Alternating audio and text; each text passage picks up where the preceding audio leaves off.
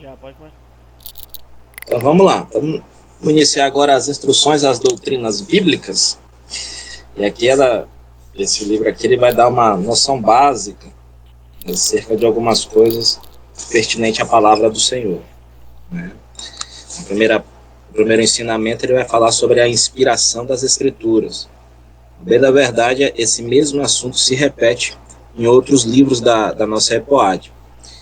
Mas ele vai dar uma base aqui para nós a respeito de como a palavra do Senhor foi inspirada pelo próprio Deus através dos seus instrumentos ao longo do tempo, né? E aí nós vamos ter um versículo bíblico que todos nós conhecemos, né? Em 2 Timóteo capítulo 3, versículo 15 e 16, que toda a escritura divinamente inspirada é proveitosa para ensinar, corrigir e para instruir, né? São três ensinos que conseguimos extrair da palavra de Deus nesse mesmo versículo. Ela vai dizer que ela ensina, ela corrige e instrui, né? Ensinar é uma palavra que denota para a pedagogia, né? Que vai de forma tão simples mostrar o norte ou orientando. Só um momentinho que eu vou baixar aqui a cortina, que está dando uma claridade que eu acho que os irmãos não estão me enxergando bem. Peraí.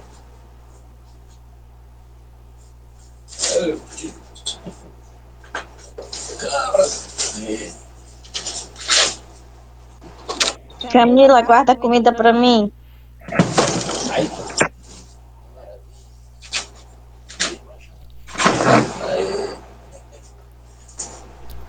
É a Maria Isabel, né?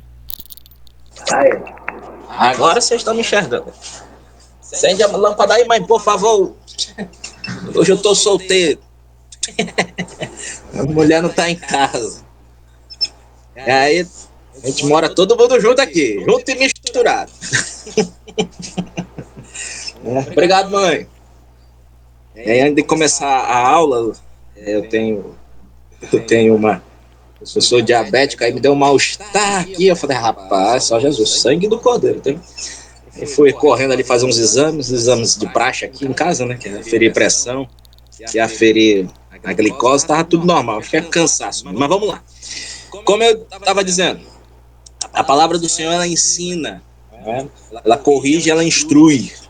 São essas três palavras nos dá um posicionamento diante a palavra do Eterno. Ela ensina, esse ato de ensinar denota para a pedagogia, né? De que cada dia, ao passar do tempo, nós vamos ter uma postura diante a palavra do Senhor, ensinando-nos a viver a uma vida transformada diante ao Todo-Poderoso. Ela corrige as nossas falhas, ela nos vai preencher o vazio que há em nossa alma, vai nos dar o norte, a direção correta para estarmos na presença do Eterno. E instruir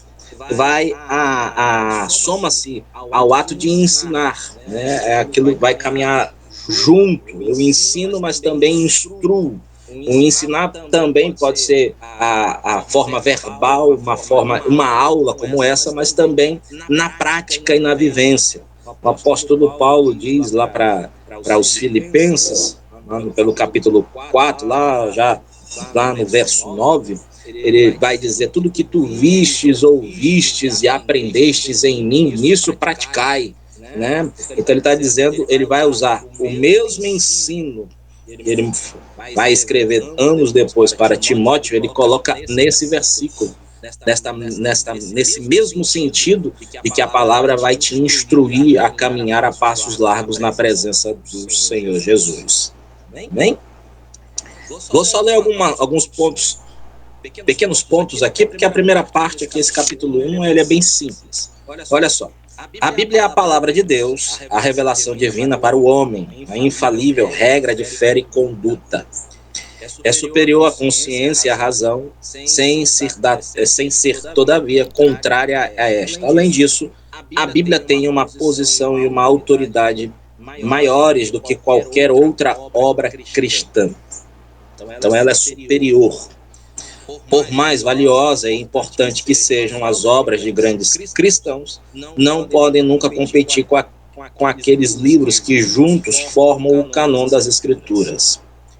Pois o termo cânon, da mesma palavra grega traduzida por regra ou medida. Então já marca aí o que significa cânon. Significa nada mais, nada menos que regra ou medidas. E são regras que devemos ser já pré-estabelecidas e medidas de que temos que seguir fielmente. Tem uma palavra lá em Hebreus, no capítulo 11, na Galeria dos Heróis da Fé, que nós dizemos que em todo o capítulo 11 vai dizer assim, pela fé. Em grego ali significa pistos. Pistos, essa palavra traduzida para o nosso português, ela vai ter dois ensinos, duas conotações. Pela fé e fidelidade. Então, a palavra do Senhor nos dá essa orientação, esta regra de termos uma vida santa, pura, diante do Senhor, mas também nos ensina a ter uma vida de fidelidade diante de Deus. Então nós seguimos estas regras já pré-estabelecidas por Deus, pré-estabelecidas por Cristo, né? O próprio Cristo, obrigado. O próprio Cristo bate no peito dizendo: eu sou o caminho, a verdade e a vida, né? Você já conhece o final do versículo, ninguém vai chegar ao Pai se não for por ele. O caminho é estreito, a porta também é estreita, que leva para a eternidade, quer dizer, vai ser lutas diárias, combates diários que vamos passar na jornada com Deus, caminhando, mas no caminho vamos encontrar esta verdade vai trabalhar nas nossas vidas e vai nos dar uma vida que vai perpassar a morte. Então, seguimos estas regras, seguimos este cânon, seguimos também as medidas. E temos que, a medida é uma única só, é a forma de Cristo. Seguimos a Ele, então nós temos que nos encaixar na forma dele, Né? Não é Ele que se encaixa em nós, mas é nós que nos encaixamos a Ele. Então, na medida em que vamos caminhando com o Senhor, aprendendo a vivenciar, né, seguindo as suas regras, os seus ensinamentos, as suas instruções, nós vamos entender que a sua palavra é perfeita, que ela é apta para ensinar, que ela corrige as nossas vidas e nos instrui. Está ansioso, corre para a palavra do Senhor. Precisando de uma palavra, a palavra do Senhor sempre tem um norte para a tua vida, uma orientação correta. Então, este é o valor que as Escrituras têm para nossas vidas. Elas são inspiradas por Deus e que nós temos todo o direito de meditá-la nela todos os dias das nossas vidas até o fim da nossa jornada nesta terra. Ok? Página 15 que nós estamos. Vamos continuar. Ainda na página 15, aqui no final, no próximo parágrafo, diz assim: e esta verdade tem sido a raiz de cada grande avivamento surgido na história. O avivamento que se origina a raiz do profundo desejo dos homens e de mulheres em desfrutar de uma comunhão mais íntima com Deus. Nós só vamos alcançar essa intimidade com Deus através de sua palavra, através dos seus ensinamentos. Uma vez que o cristão abre o coração a Deus e permite que a palavra dele seja introduzida em sua vida, há uma ruptura. Uma ruptura o que? Nós quebramos aquela vida de pecado e passamos a ter uma vida santa. Eu gosto de um exemplo simples que a própria natureza nos dá, um exemplo de santidade. Vou lhe dar dois. Primeiro, você olhando em nosso município de Porto Velho, nós temos uma particularidade boa. Quando é tempo de chuva, é um calor absurdo, mas chove mesmo assim. E quando é verão, aí é o calor e aqui e acolá aparece uma chuva. Mas em nossos parques, nós temos uns parques da cidade, né? Até mesmo na beira das nossas casas, onde tem aquela lagoazinha, aparece um pássaro. Ele é bonito, chamado garça, né? Ele tem umas pernas bem fininhas. Ele tem o seu meio, ele é bem desenvolvidinho e tem um pescoço e um bico bem fininho. Beleza. Aí tu me diz, o que é que tem a ver isso, professor Robson, com santidade? É simples, querido. É simples. Você já observou? A garça é simples. A seus pés, as suas patas estão na lama. Ele pesca e come, né? Tirando ali os seus pequenos animaizinhos, tais como pequenos girinos, pequenos sapos, pequenos peixinhos, mas percebe-se que ele caça na lama, ele vive ali naquela sujeira, mas as suas penas são sempre brancas.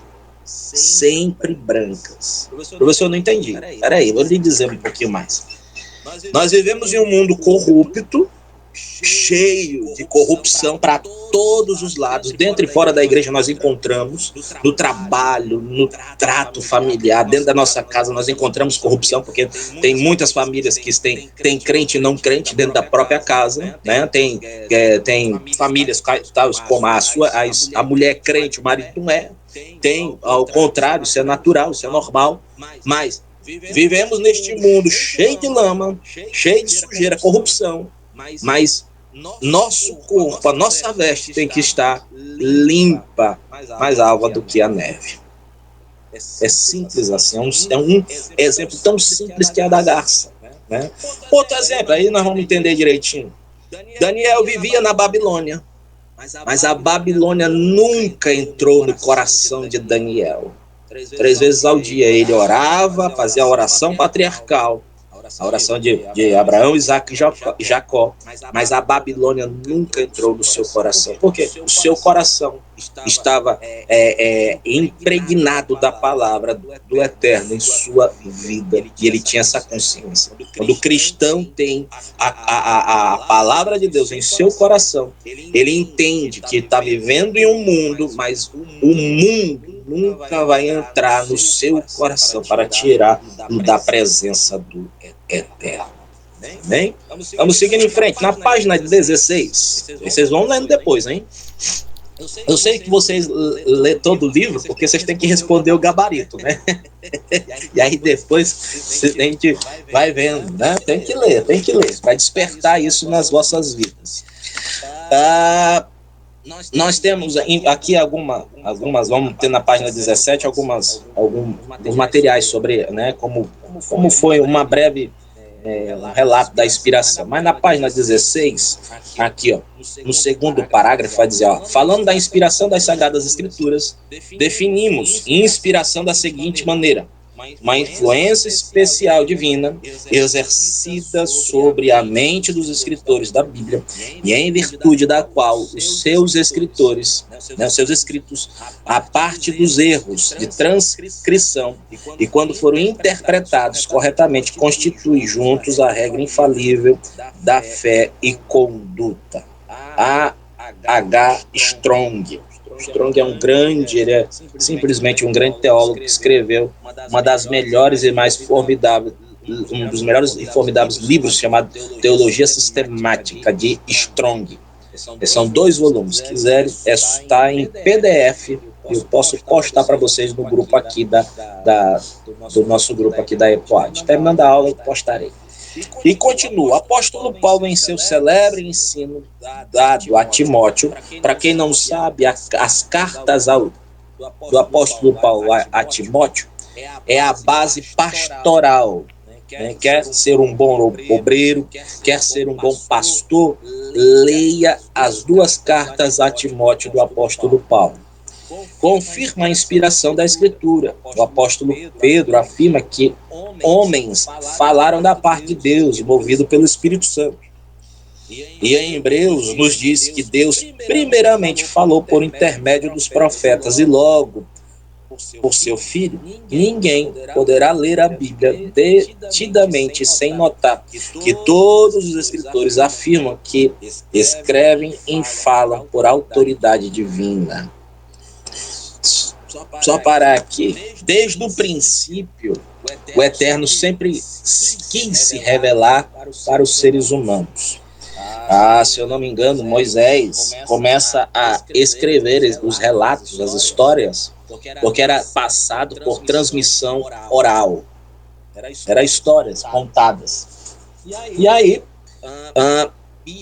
naturalmente, com o passar dos anos, se perdiam, então ele queria deixar registrado.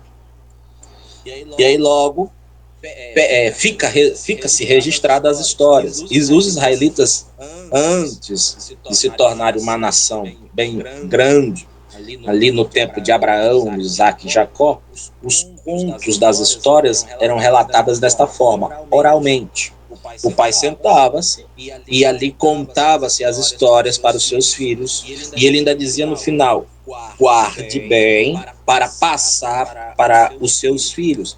Para quê? Para que os filhos não perdessem a essência que havia na vida do pai.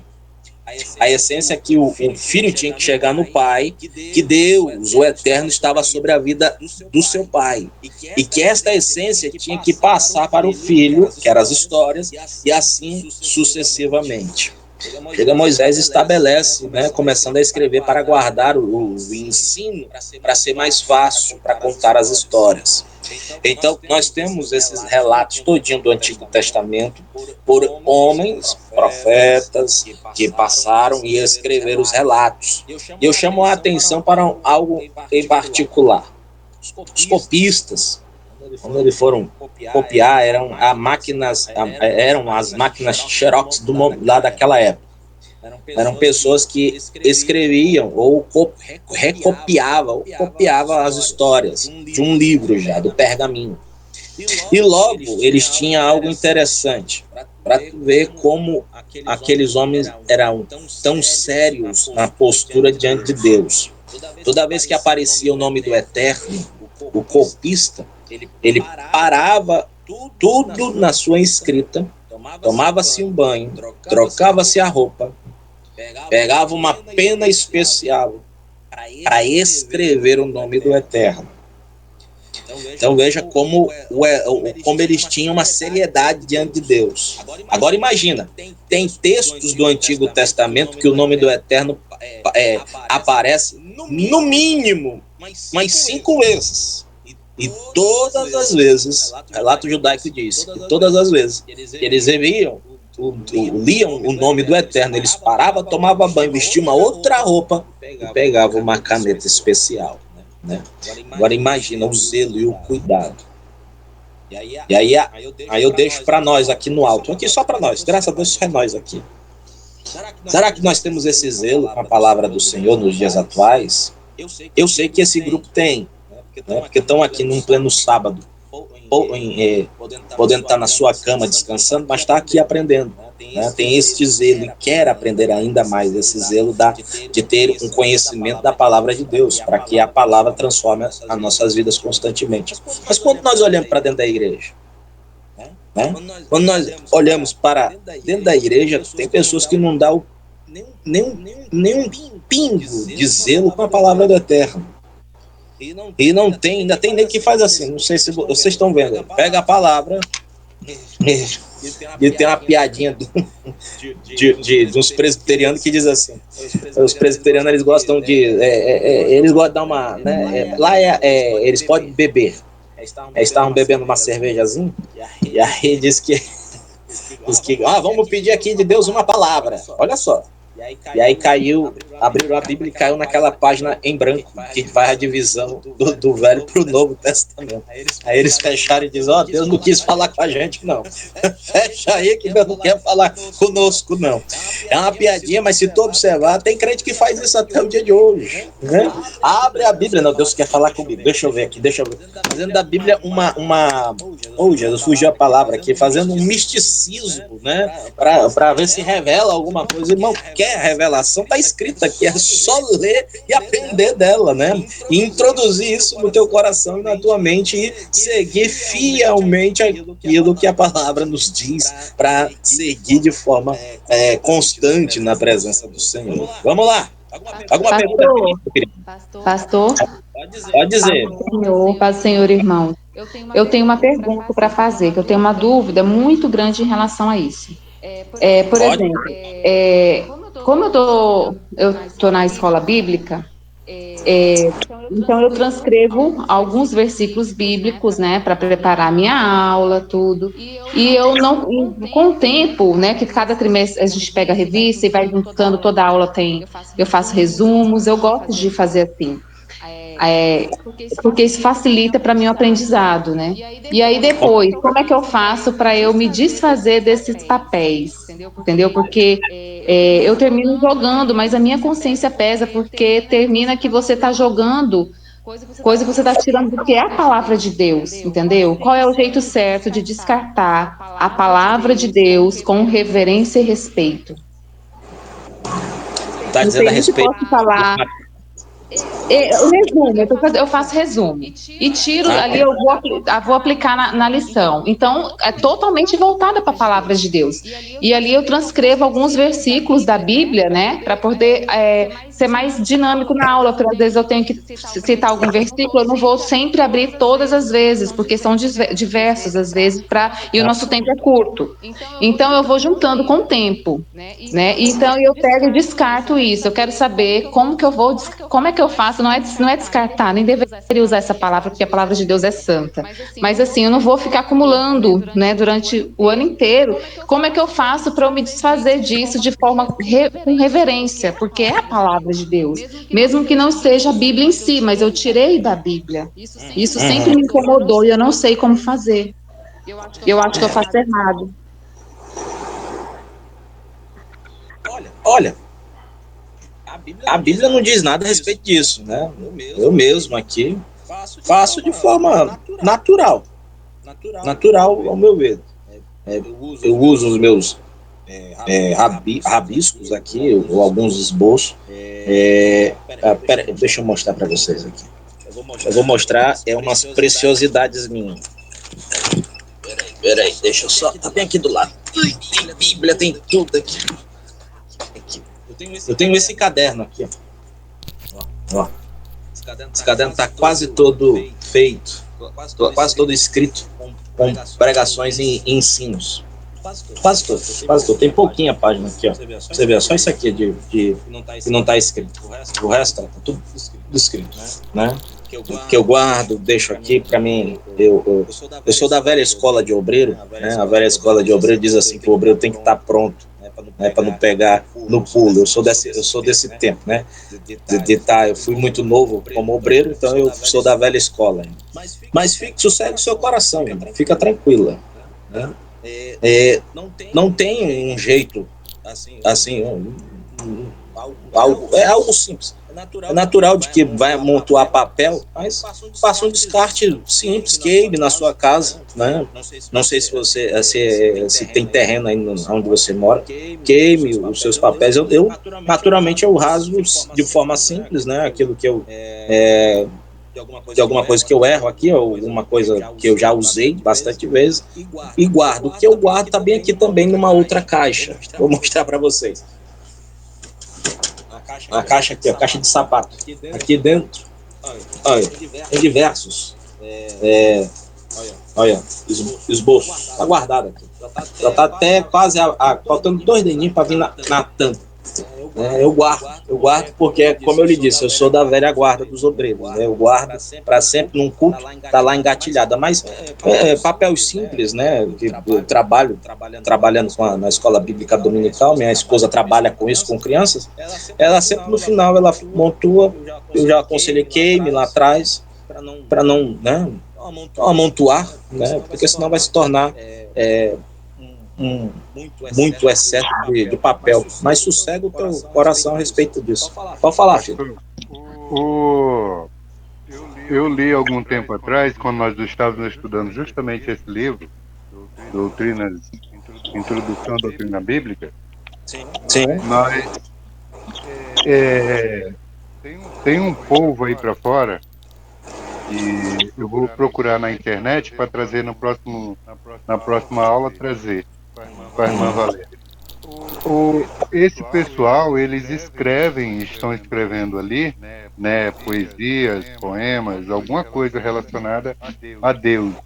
Então, quando eles erram, né, aquele papel, eles pegam aquele papel e guardam simplesmente porque tinha o nome de Deus nele, entendeu? Eles não jogam, eles não rasgam, eles guardam, entendeu? Porque tinha o nome de Deus.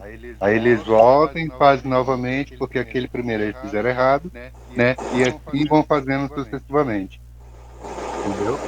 Esse povo, eu não lembro, é um povo aí para fora aí, que são, eu acho que é aquele povo que passa horas e horas orando. Eu vou trazer na próxima aula para a irmã Valéria. Ok. Pode ser Jesus teu? Pode dizer. Sobre a questão da revelação da palavra de Deus, né? E aí as pessoas, conforme o senhor falou, né? Abre e aí cai lá na página em branco, né? Que é aquele período que Deus ficou em silêncio com o povo. Aí o que acontece? Eu conheço um rapaz que isso é fato verídico, né?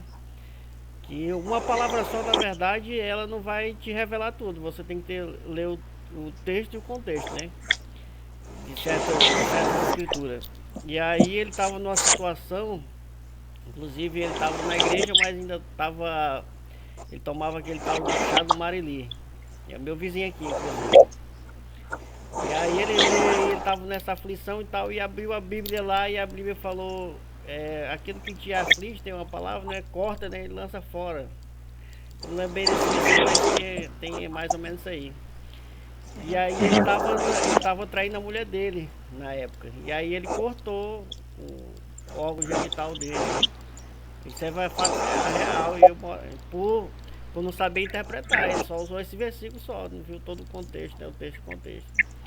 E com relação ao descarte de material, né? Eu quando eu faço aqui, geralmente eu já não uso muito escrever, eu já escrevo já no computador e vou salvando os slides, e faço em slide, vou salvando, porque uma hora mais pra frente eu vou precisar deles e aí eu já tenho.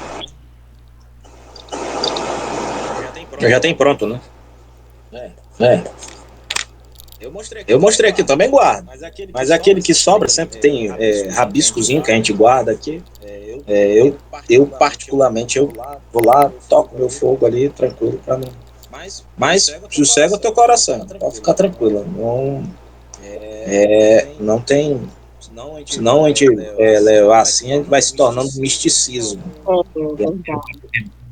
Vai perdendo o valor diante a palavra do Senhor, né? Então, sossega o teu coração a respeito disso. Amém. Deus abençoe. Você não está pecando, nem está errando, não. Pode ficar. É só o excesso de material, que é lógico que. Fica muita coisa, né? E eu não gosto de ficar arquivando, guardando, aí eu pego e coloco tudo na sacolinha e desfaço. Né? Então vamos lá, página 17, para a gente acelerar um pouco. Consideramos brevemente a razão porque nós subscrevemos o ensino relativo à inspiração ampla e total da Bíblia. Primeiro, o Senhor sancionou, sem reserva alguma, as escrituras do Antigo Testamento. O mestre aceitou o Antigo Testamento como palavra infalível de Deus.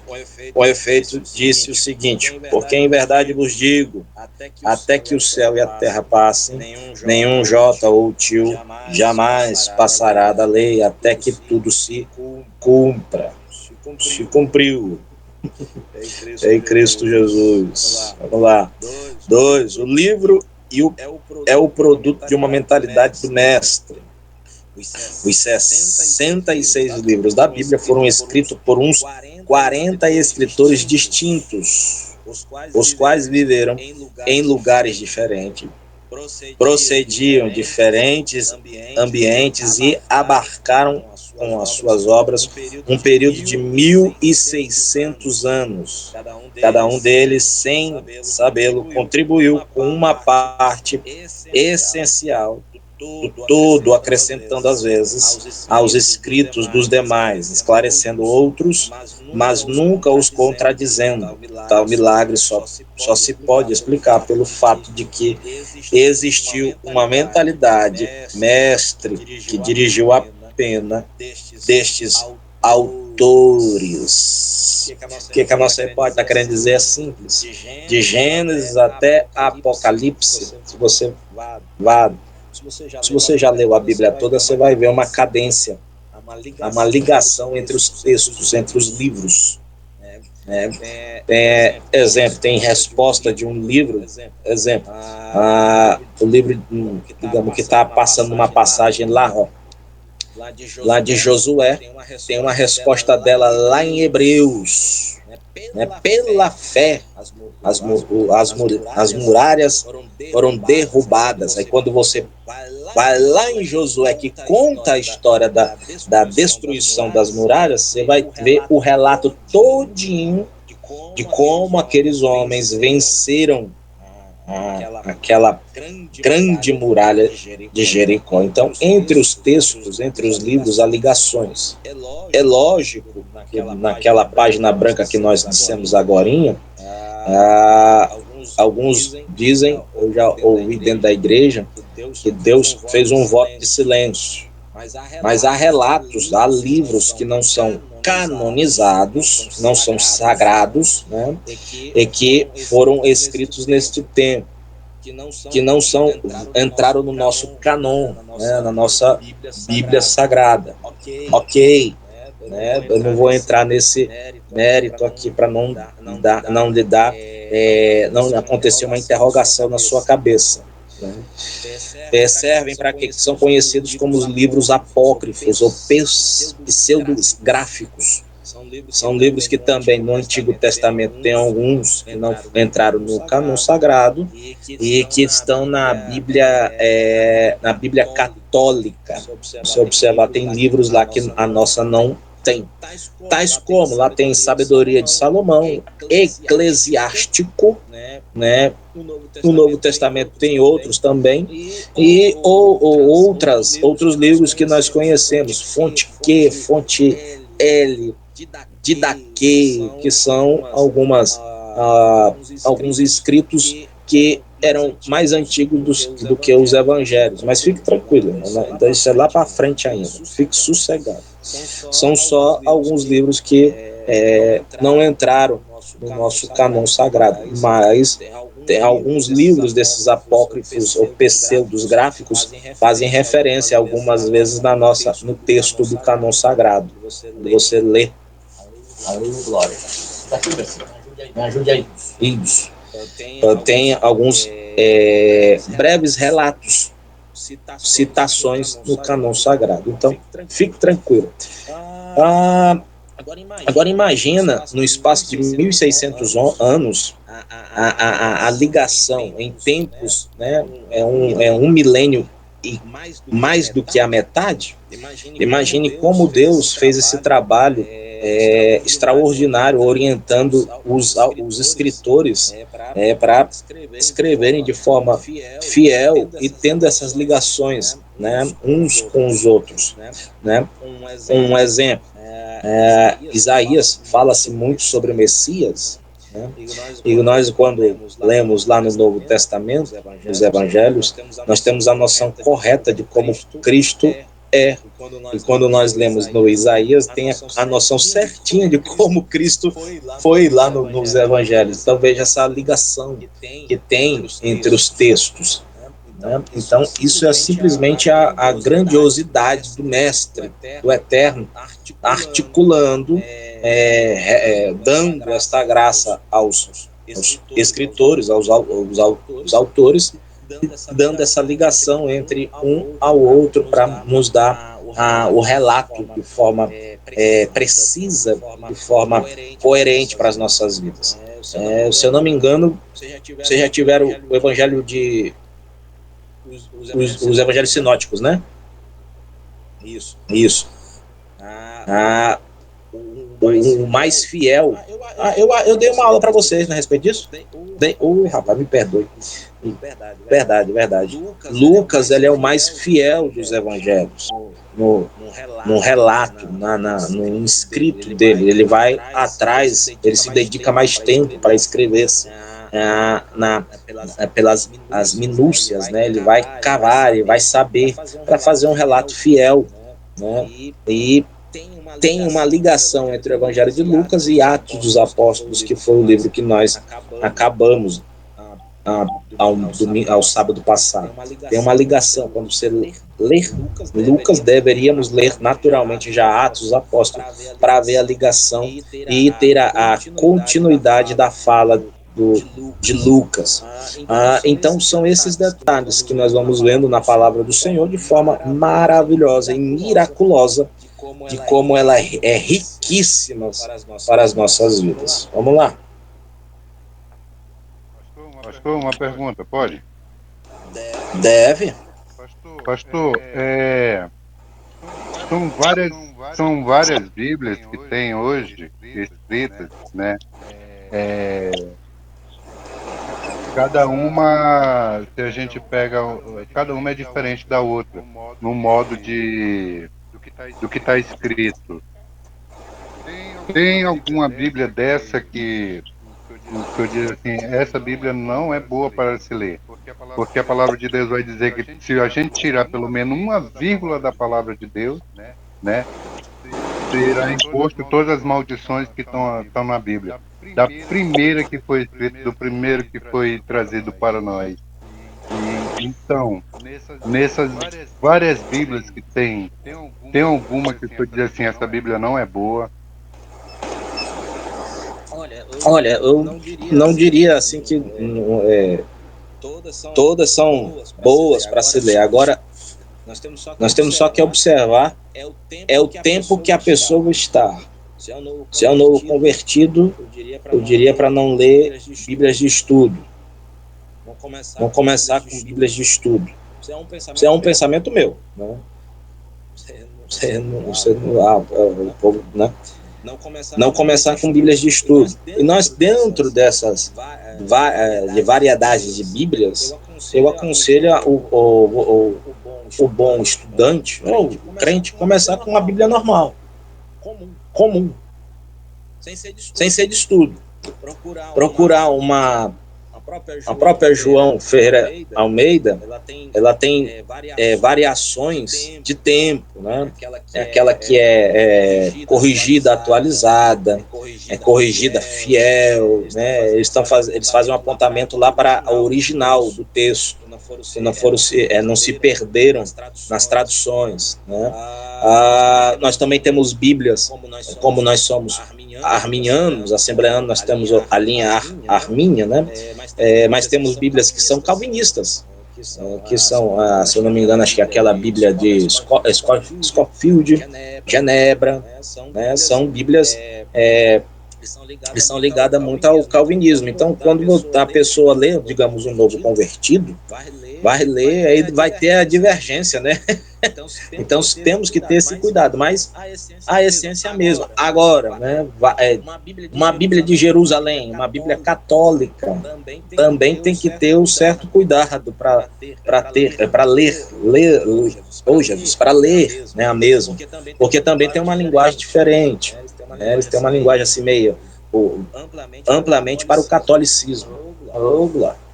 Então, puxa isso, mas fique tranquilo, não tem Bíblia assim que vai, extraíram isso, extraíram aquilo. Todas têm uma ligação bem simples e bem coerente para nós. Tá lá, gente. Oh, glória. É isso, tá apanhando aqui da costinha. Então, fique tranquilo a respeito disso. Todo crente deveria, sim, comprar a Bíblia de estudos, aprimorar o seu conhecimento nela e saber, né, ter conhecer a diversidade diversidade de Bíblias. Eu mesmo, aqui na minha casa, eu tenho. A última que comprei para minha esposa. Eu vou mostrar para você, não sei se vai dar para ver. aqui. É uma Bíblia de recursos para o ministério com crianças. Vocês que, as irmãs que gostam de trabalhar com crianças, ela mostra direitinho como pregar, como ensinar e influenciar as crianças nessa idade que elas estão, entre 4 até 10, 12 anos. Né? Então, ela mostra como, nos seus textos, como passar para a criança. Ó, veja, não sei se vai capital, tá vendo? Ela é em cadeia. Olha, ela mostra aqui, ó, do lado tem as referências, bem aqui assim, ó. Tem as referências e no texto vai se falando a respeito disso, de como aplicar para a criança. Eu tenho também uma Bíblia de estudo pentecostal, uma Bíblia de estudo Thompson, e todo pentecostal tem que ter as duas, porque a pentecostal e a Thompson se completam. Isso é simples, as duas se completam, já é ótimo. Eu tenho a Bíblia de estudo Almeida e eu tenho a Bíblia de estudo de Jerusalém, né, que é a católica, só que ela é de estudo. E só. Agora, Eu ganhei uma, essa aqui, ó. Tá vendo? Bíblia Sagrada Edições Paulinas. Mas só que ela tem muita coisa aqui que não tem na nossa Bíblia tradicional. Sim, é católica, ela é. Editora Católica, né? Paulinas é uma editora bem conceituada, mas ela é católica. Ela tem muita coisa que não está na Bíblia que está aqui. Aí eu até deixei de lado, eu não li ela porque fiquei com certo receio. Então essa Bíblia aqui, o que o senhor diz dela? Ela, a gente pode ler tranquilo? A respeito para curiosidades, estudo, fica na sua casa tranquilo, calmo, lendo, né, para enriquecer. Pega uma Bíblia comum que nós temos aqui da CPAD, da Sociedade Bíblica do Brasil, compara, vai vendo os textos, vai vendo o que ela fala. Isso é bom para pesquisa, né? Bom para aprendizado, né? Esse é o amante da palavra de Deus. O dobreiro, ele vai tendo a fácil. Pode dizer, querido. Aqui está, ó, Epístolas a Tito, a Timóteo, aí primeira Epístola a Timóteo, quer dizer, lá, Epístola a Tito, a estuda de estudo mesmo, né? Mas aí, como o senhor está falando, tem que ter as duas para comparar. Isso, vai. Que a Bíblia sempre é bom, né? Sempre é maravilhoso. Eu não sei se eu mostrei para vocês aqui, eu também tenho comentários no meu computador. Coroinha. Misericórdia. Oh, Jesus. Vai fazer a extrema unção. Oh, meu Deus. Misericórdia. Oh, Jesus. O pastor vai dar uma oportunidade para ir lá nas bênçãos apostólicas, em nome do Padre, do Filho e do Espírito Santo. Amém. Falar que ele vai chegar de padre qualquer hora dessa lá. Jesus, amado. Oh, meu Deus, misericórdia. É quase um pau do Kelmon, Padre Kelmon. Ai, meu Deus. Meu Deus do céu, misericórdia. Mas. Misericórdia, Jesus. Oh, meu Deus do céu. Vigia, crente. Eu tenho uma lá na mãe que ela tem quase 30 centímetros só de página. Daquelas antigonas bem grandes.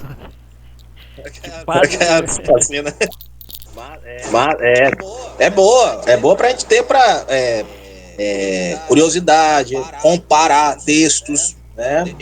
Eu vou colocar a foto, eu vou tirar a foto da Bíblia e eu posto no grupo aí do WhatsApp, né? Então fica tranquilo, tá bom? Eu aconselharia vocês que são estudantes da palavra de Deus, do grupo, a comprar, ó, comentários bíblicos. Isso aqui é o comentário bíblico Esperança. Novo Testamento. Isso aqui é do Apocalipse. Tem 2 volumes, ó. E é barato. Eu tenho outros aqui. Vou ver se eu consigo mostrar para vocês aqui. Esse aqui é do Champlin.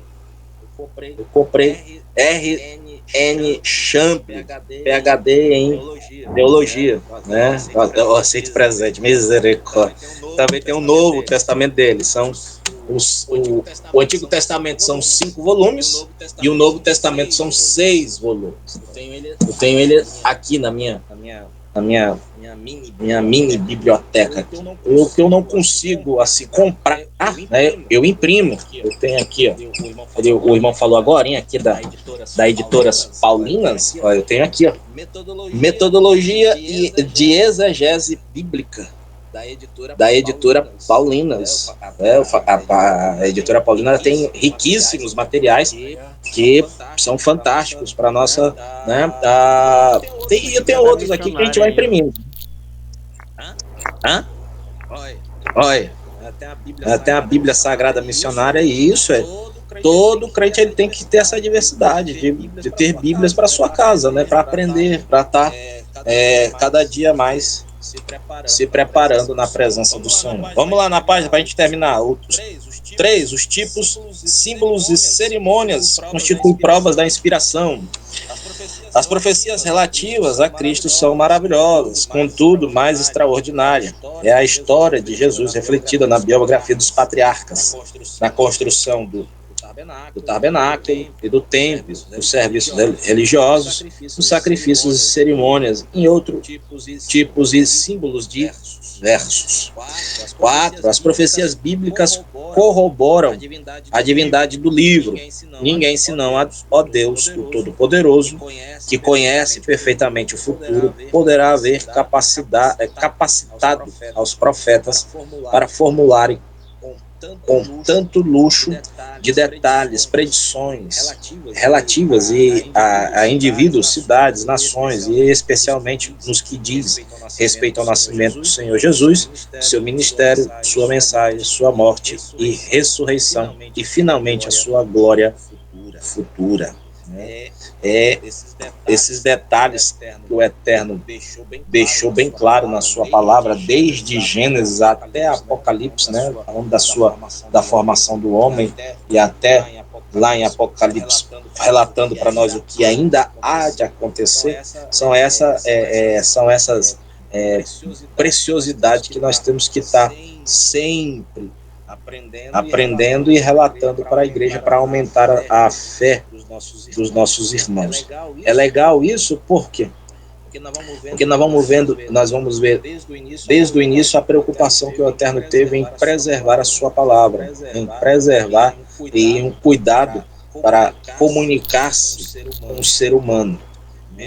Mesmo em tempos diversos de dificuldade, de lutas, de batalhas, ele deixou bem claro que o ser humano é o alvo que ele tem, né, para alcançar. E ele alcança. À medida em que o ser humano abre o seu coração a Deus, a palavra vai sendo introduzida. Quando chegar o horário, tu me diz aí, tá bom, Guto? O nível moral da Bíblia demonstra sua divindade. Os ensinos da Bíblia proclamam o mais elevado nível de conduta que o homem conhece. Ok. A Bíblia nos ensina errado ou correto para vivermos?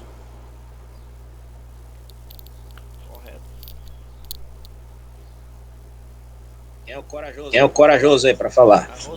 Irmã, aqui tá. Não quer falar, Rose Leão. Isso, falta a voz. O correto. Liga o microfone. Rose Leão quer falar. Correto. Rose Leão, cadê você? A tia P tá caladinha. Hoje só tô ouvindo aí, mas tô participando, sim. Tô ouvindo todinho. Tia P, cadê você, Tia P?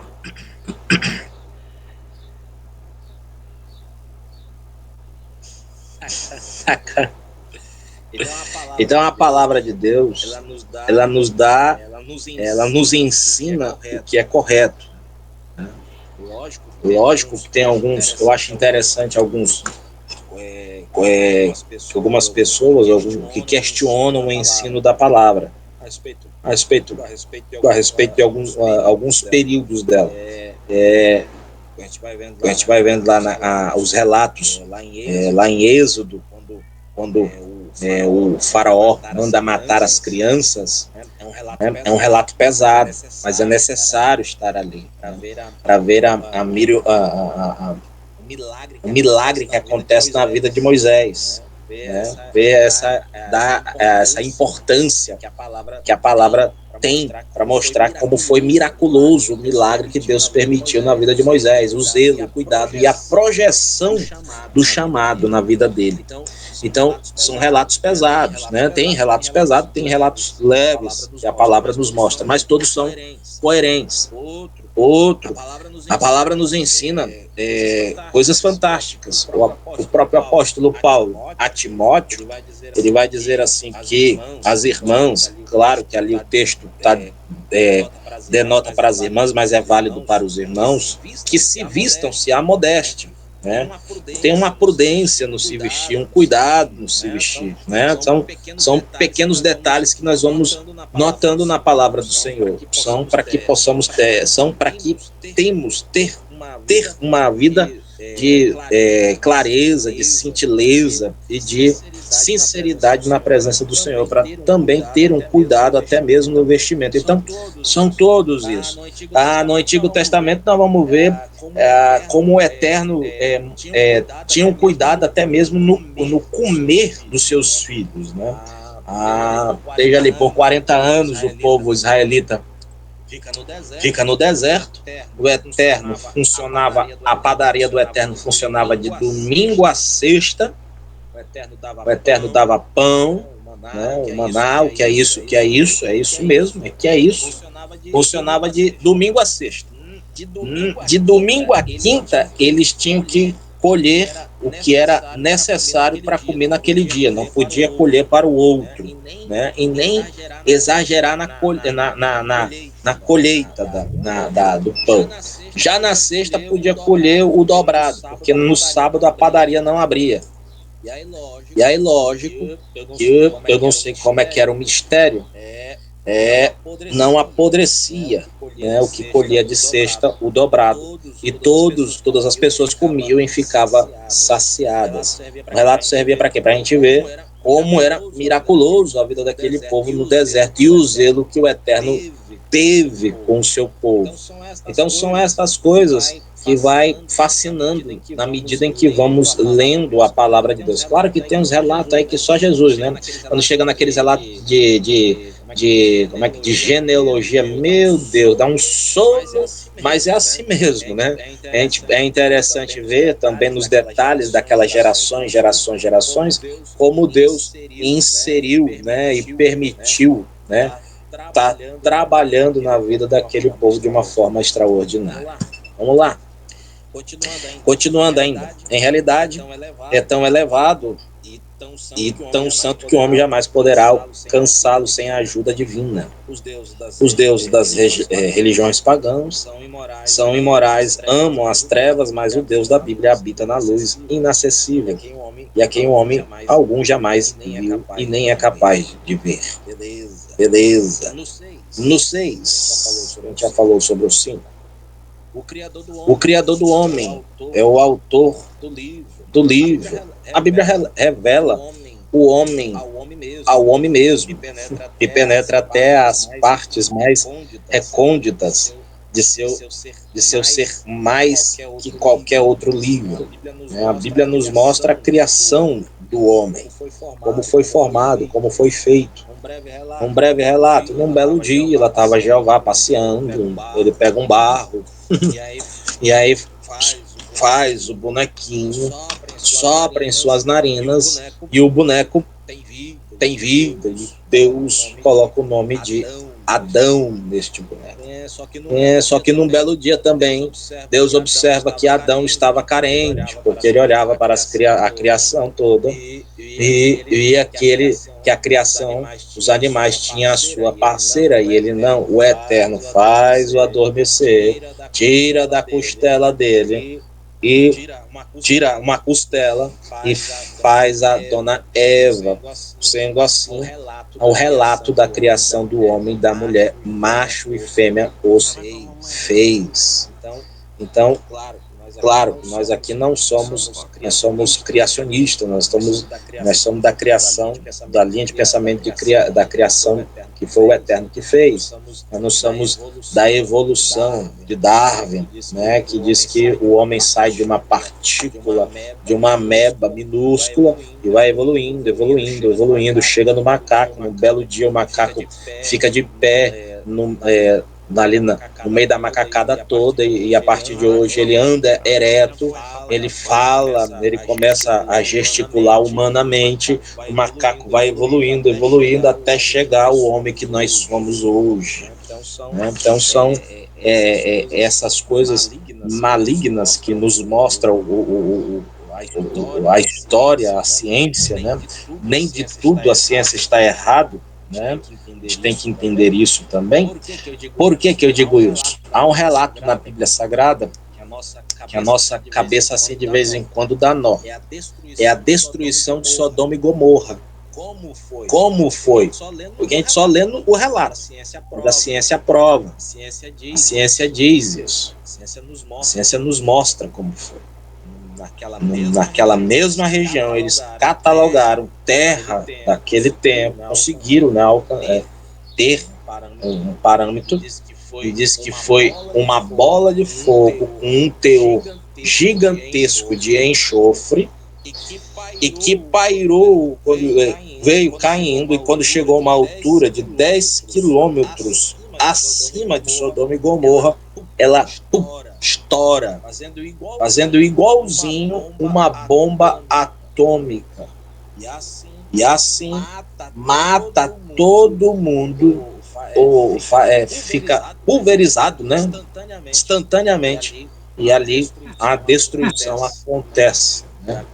Daquela cidade de Sodoma e Gomorra. Então a ciência prova isso, né? Então são essas coisas, esses relatos fantásticos. Pode dizer, querido. Ali o senhor falou agora de Adão, quando estava sendo feito ali, que Deus estava formando ele do barro, aquele negócio ali. Quando Adão foi feito por Deus ali, ele já foi feito com livre-arbítrio? Ele já tinha um livre-arbítrio de escolher entre o certo e o errado? Olha, poderia dizer que sim. Eu pensei que havia uma outra pergunta, né? Pensei que ia dizer assim, eles eram finitos ou infinitos, né? Mas eles tinham liberdade. Só que o Eterno deixou bem claro que não queria que eles comessem daquilo, né? E aí, do bem e do mal, né? Então, ali, por que eu faço essa pergunta ao senhor? Porque no momento que Deus está formando Adão ali com aquele carinho todinho, e ao mesmo tempo que está formando ele ali, já está dizendo: tu vai me dar um trabalho lá na frente, cara do céu. Eu vou ter que jogar uma bola de fogo em cima de ti para te destruir. Eu vou ter que inundar a terra para acabar contigo, né? Qual o jeito de Deus fazer isso, sabendo que isso tudo ia acontecer? Aí é um mistério, né? E é um mistério. Qual é a graça de Deus fazer o homem e tirar o livre-arbítrio dele? Ficar ali como um boneco, como um animal irracional. Se o senhor não... O livre-arbítrio, ele só passa, no meu entender, é claro, né? O senhor vai me explicar aqui agora. Ele só passa a ter esse livre-arbítrio quando ele come do fruto, do bem e do mal. Ele sabe o que é certo e o que é errado quando ele come o fruto. Até então, eu acredito que ele não tinha esse entendimento ainda do certo, do errado, do bem ou do mal, até porque não tinha comido. Sim, também podemos usar assim também. Mas Adão e Eva, eles sabiam que havia um ciclo natural dali da natureza. Eles sabiam que era a morte, né? Ele sabia tudo isso aí, que ele estava observando os animais, né? Então logo, por isso que eu disse, qual é a graça do Eterno criar duas pessoas e deixar ele simplesmente, ó, tá aí, ó, eu venho aqui à tarde, é isso aqui para vocês, vivam aí, pronto, acabou. Eu vou tirar o livre-arbítrio, vocês é que escolhem. Né? Então eu tenho um pensamento e isso, o homem não era um ventríloco, é isso mesmo, porque seria fácil para Deus fazer isso. Né? Porque Deus não é conhecedor de todas as coisas, ele conhece o início e o fim. Essa é a graça do Eterno, essa é a graça do Eterno. Nós temos um fim. Nós, a qualquer momento, o anjo grita lá a senha, 30, eu olho, vixe, passou na trave, 29, aí tu olha, meu Deus, é a minha, foi embora, né? Então nós temos um fim, né? Então, essa é a graça do Eterno. Pode dizer, querido. A questão do livre-arbítrio, né? Ele deixou para o homem escolher se ele quer seguir a Deus ou não. Por exemplo, ele acabou com o fogo, mas aqueles que seguiram a Deus, né? Ló ali e sua família, né, foram protegidos. Lá no dilúvio é a mesma coisa. Ou seja, é a nossa decisão. Ah, eu quero ser destruído ou não. Não, esse daí já tinha, mas eu estou falando em questão Adão, lá no começo, porque Adão não tinha comido ainda da árvore do fruto do conhecimento, né? Então ele não tinha esse saber ainda, o que era certo e o que era errado, até porque não tinha comido do fruto, que a serpente vem, faz aquele auê todinho para ele ali, para Eva, né? E diz que não, que ela comesse, que ela ia ficar igual a Deus, entendeu? Então, na mente da Eva, a Eva ia ficar poderosa, essas coisas tudinho, né? Então, quando come dá, é que ele passa a ter esse entendimento. Porque você vai ver que a Bíblia vai dizer que eles passam a enxergar, né? Eles passam a ver o certo e o errado. Então, agora aí eles têm o livre-arbítrio. O livre-arbítrio de escolher entre o bem e o mal, porque agora sabia que existia. Antes não tinha como eles saberem. Fala aí. Acho que eu não conseguiram entender muito bem a pergunta do Nil. Quando o Senhor criou Adão, o que ele quis saber é que naquele momento ali ele já tinha livre-arbítrio ou o livre-arbítrio passou a existir após a comida ali do fruto proibido? É essa que é a informação que ele tem. E quando o Senhor criou Adão, quando ele tinha só aquele relacionamento com Adão ele tinha o livre-arbítrio ou não, ou só era aquilo que o Senhor tinha colocado para ele? E em cima disso, uma outra informação que vocês comentando aí me veio à mente. Enquanto o Senhor não tinha dado a ordenança para Adão e para Eva, eu posso entender da seguinte forma, eu e irmã posso entender assim, que eles eram infinitos. Não é isso? Porque a morte só passou a existir quando a desobediência entrou. Porque eles já estavam no paraíso. Só que aí, nessa situação, o Senhor, com um plano perfeito, ele propôs o seguinte, eu vou colocar aqui a livre escolha. Isso. Vocês têm de tudo. Vocês têm de tudo. Mas daquilo vocês não podem comer. Quais eram os dois frutos que tinha, que eles não podiam comer? Um era engá e a outra era azeitona. Não. Qual é o nome dos dois Porque frutos? dá dor de barriga comer os dois juntos. Né? Dá dor de barriga. Por isso que aconteceu a tragédia. O nome do fruto é desobediência, né? Obediência, na verdade, né? E azeitona é legal. Porque um é o conhecimento entre o bem e o mal, né? E o outro era da vida eterna. Então eles não eram infinitos. Se eles comessem, porque Deus pega e tira, bota um anjo ali na entrada depois que eles são expulsos, justamente para que eles não voltem e comam do fruto da eternidade. Então aí mostra que eles não eram infinitos. Meu entender, é claro, né? Vocês estão afiados, hein? Isso é matéria de antropologia. Daí do rapaz aí que falou esses dias aí numa live aí sobre o encantador de serpente, né? Pode ser que era só aqueles dizer lá da serpente, na verdade era só para enganar, né? Que na verdade era isso, né? A ideia, né? Mas essas discussões é válidas, que é aqui que a gente vai aprendendo ainda mais, né? Eu, particularmente, eu entendo assim, que o homem foi criado Quem é o pai da mentira? com um fim, né, finito, ou o pai da mentira é o Satanás, né? Ele chega lá para... Mas o próprio também pode contar uma verdade e a gente acreditar pensando que não é. Ele chega lá para iludindo a Eva, né? Vai virar um deus, né? Você é muito sujo, rapaz. Misericórdia. Mas essas discussões são válidas mesmo. Para a gente aprender a entender ainda mais a palavra de Deus, que é os detalhes que vai surgindo e os questionamentos têm que ser respondidos, né? A questão do livre-arbítrio, eu entendo também que eles já tinham, né?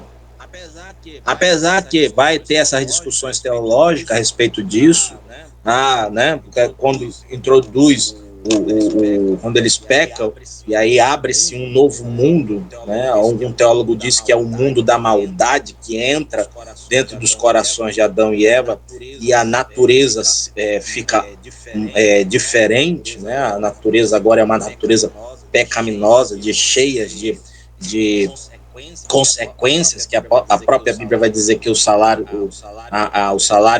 do pecado é a morte, né? Porque pecamos e a nossa natureza tendencia para isso, para pecar, errar e até chegar ao último degrau, que é a morte. Então eu tenho esse entendimento de que eles já tinham o livre-arbítrio, né? Porque qual era a graça do Eterno fazer um homem e a mulher para manipular constantemente?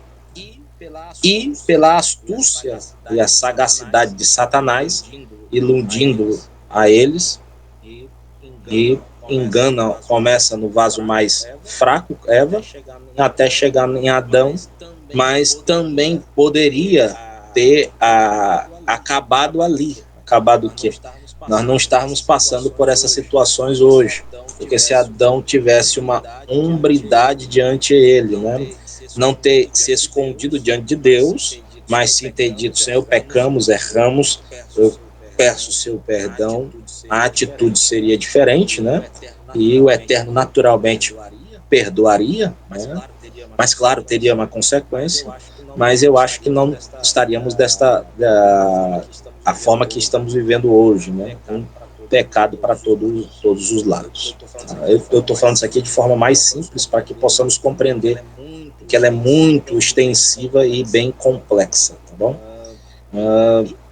E, no mais, a gente vai matando as nossas respostas no andamento do livro de introduções a doutrinas bíblicas. Amém? Beleza? E aí, Guto, gostaria de falar? Fale. Nós estamos na 19, só finaliza e a gente termina até por causa das programações. Vocês estão em festa, né? Tá bom. Eu vi as fotos de vocês, os varões todos bonitos. Vocês estão convidados para ir lá hoje e amanhã. Amanhã terá um churrasco lá, depois do estudo bíblico lá. Olha, isso é coisa de Deus. Verdadeiramente Deus está nessa obra, né? Amanhã eu não posso nem dizer, né? E hoje também estou bem enrolado agora, porque amanhã eu estarei pregando na Rocha Eterna, na congregação daqui da nossa área. É uma festa aqui também. De manhã. Pela graça. De manhã é EBD, né? Eu tenho que dar aula aqui, eu tenho que levar também a minha esposa e meu filho na festa das crianças aqui da congregação Rocha Eterna também. Vou ficar devendo para vocês. Vamos lá, para a gente terminar. Concluindo aqui, aí marca a página 19 do 7, né? Vou falar só o 7 aqui para a gente fazer o apanhado e terminando. A Bíblia revela o único meio de salvação. Só Deus pode ensinar como se obter o perdão e a purificação dos pecados, e livra-se dos maus hábitos e do poder demoníaco. O plano de salvação é delineado em forma tão simples nos evangelhos e que ainda as pessoas mais ignorantes saberia como chegar-se a Deus, enquanto que, por outro lado, as inteligências mais claras jamais poderão sondar as profundidades da sabedoria de Deus, expressa no plano divino da salvação. E isso aqui é fantástico, porque nós temos ali a cartilha correta de como Cristo morre na cruz do Calvário para nos dar o perdão dos nossos pecados. E este perdão é para todos aqueles que crêem no Filho de Deus, né? E assim, de forma tão simples, nós entendemos que por este sacrifício tão glorioso e miraculoso, o ser humano tem acesso livre na presença do Senhor em qualquer lugar hoje, né? Aonde quer que ele esteja. E é só dobrar o joelho, gritar pelo nome do Senhor, que ele vem lhe socorrer. E as pessoas têm esse alcance, conseguem alcançar isso hoje em qualquer lugar, em qualquer ambiente. Infelizmente, nós encontramos pessoas que ainda rejeitam, né, a mensagem de Cristo, mas louvamos o nome do Senhor, porque ainda existem pessoas que espalham esta palavra para todos, né? E é só Cristo que salva. As heresias que surgem e que já surgiram, dizendo que tem salvação por outro meio, por outra forma, estão sempre enganadas, porque o único Salvador da humanidade é Cristo, Jesus de Nazaré. Amém? E assim nós terminamos aqui. Marca a página 19, página 19, que a gente já faz o último relato na outra aula, e aí a gente já pula para o capítulo 2 em diante. Beleza?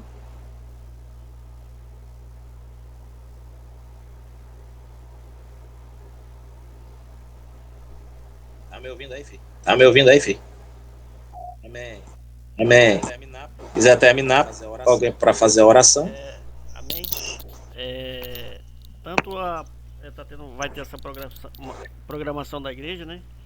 E o pastor também tem uma situação que tem que resolver agora, então aí por isso a gente vai terminar. Aí, nesse livro, né? Nós temos algumas premiações, né? O primeiro colocado aí vai receber uma placa aí, personalizada. O segundo, uma tábua de vidro de cortar carne personalizada, inclusive vai ficar essa tábua muito top. Inclusive ontem a Fabiana já queria tomar da mão do Nilton, na força. E a terceiro vai ganhar alguma coisa da Tapaué, eu acho que é um kitzinho, oferecimento da irmã da nossa secretária, e a tábua, né, do irmão Nildo aí, a vidraçaria 3A. E aí se houver um empate, a gente vai fazer uma outra provazinha dentro do conteúdo, e aí a gente vai tirar o desempate. Aí talvez eu faça ela no Google Forms, ou uma hora antes a gente pode ser os três. Os três primeiros já são, mas geralmente pode dar um empate, né? A gente tem que tirar os três primeiros. Aí talvez se der empate, a gente vai fazer uma provazinha ou no Google Forms. E aí tem o período de fazer a prova, vai ser uma hora para fazer, quem fizer. Ou a gente faz presencial na última aula essa prova, só com os alunos que estão em primeiro local empatados. Não vale pra quem é expert já. 10 kg de picanha, só não vou pagar não. E aí, vamos se esforçar aí, já tá. Inclusive já tem uma comissão montada aí só para nossa formatura. E talvez na próxima reunião lá, quando for a ceia, já tem alguma novidade. Pode orar aí, irmã Lé, pra gente finalizar.